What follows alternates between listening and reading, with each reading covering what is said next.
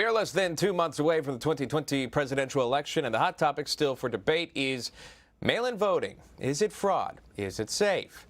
Dr. Maria Ryan is host of WABC Radio's Uncovering the Truth. She's joining us live. Her panel, Amy and Hal, also as well, back with us.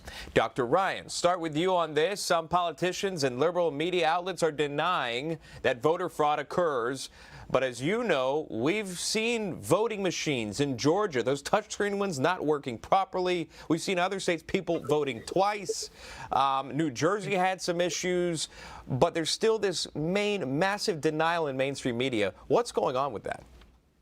You know, I don't get it. It's ingenuous, for one thing. This has been going on since post-Civil War.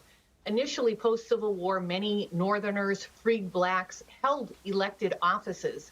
And the Southern Democrats, the white Southern Democrats, didn't like it. Reconstruction was kind of failing. Federal troops pulled out. And there was so much illegal things happening and tampering with the vote. And blacks were intimidated. That's kind of the beginnings of a lot of fraud. And then it comes up through the years, through the 1850s, the Boss Tweed era, Tammany Hall. And then, you know, going up to JFK's election. They say Mayor Daley in Chicago revived a lot of dead people to help JFK get elected. And then, hey, recently, 2010, 18 people from the nefarious group Acorn were caught in voter fraud in the President Obama election. And then we know recently in Georgia the problems that they're having. I tell you, the Election Commission estimates approximately 28 million mail-in ballots have gone missing between 2012 and 2018. It is a known problem. We've had documented prosecutions. Yeah. It's disingenuous to say there isn't an issue. Yeah, Amy, I'll bring you into this, Amy Tarkanian, there in Nevada for us. You know, Dr. Ryan brings up an excellent point here in talking about how mainstream media continues to say that, you know, these are unsubstantiated claims. But really, the only argument here is that people just want it done correctly. They want it done accurately.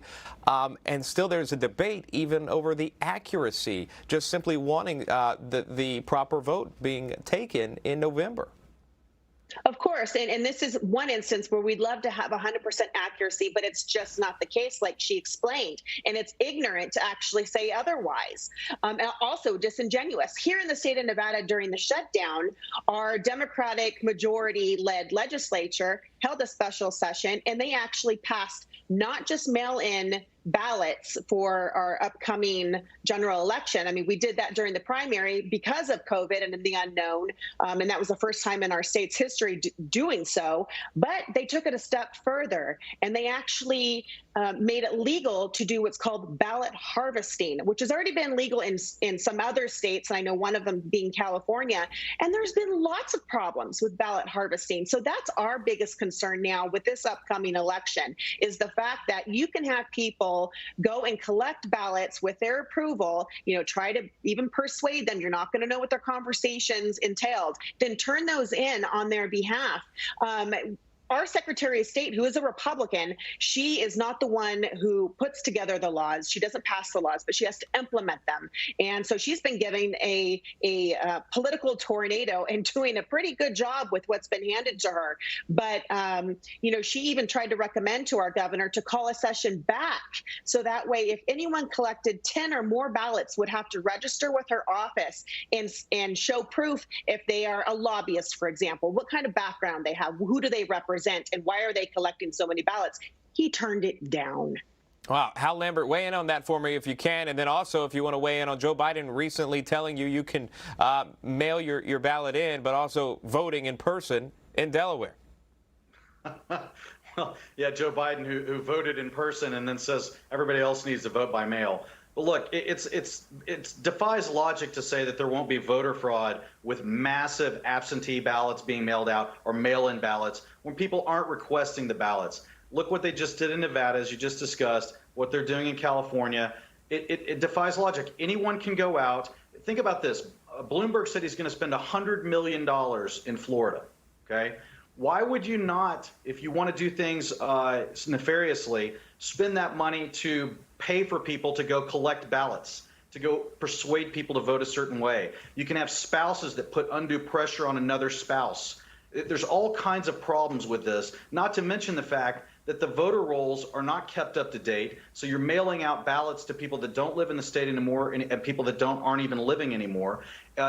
People love to point to the state of Washington and say, oh, it works well in the state of Washington.